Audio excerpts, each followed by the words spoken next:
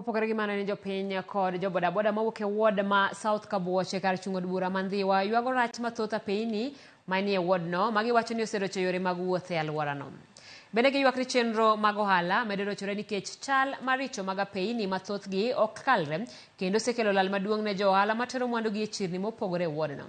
Giywago bende chal apaya mawuok Pala nyaka Kakwanya ma kuonde mathoth okethore kendo pi opong'o. Apaya mawuok Otochogo nyaka Gina to chwe Ogango magikoni apaya matudo gwenge mopogore e alworano.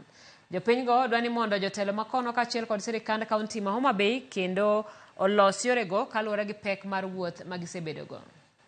Kawuono tamowa nikech iringe ndara mabugwe manitie maonge kama iringe maber. Mano pek ma wan go. Pek mar ariyo ma waneno ndara ka. Jawuoth ka ikawo mondo iwuoth idhigo wuoth kochopo pi machalo kod nyalo gik mulwar ma jawuoth kata kaka chuli onge. Tonde ni e ndara ijuogowa e tonde. Onge tol minyalo kalo koking'ado siling 50.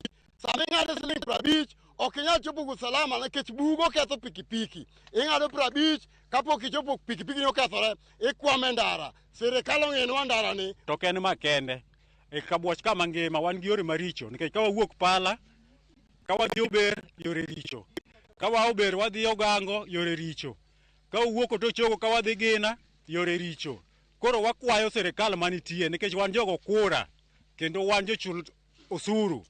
Wan gi pek e yore wagi sirikal ong'iwa e yo makare. Wathagore japiko be kawo pesa mang'eny ka gigi ka be giloro wagige wabe nyumbore e pi.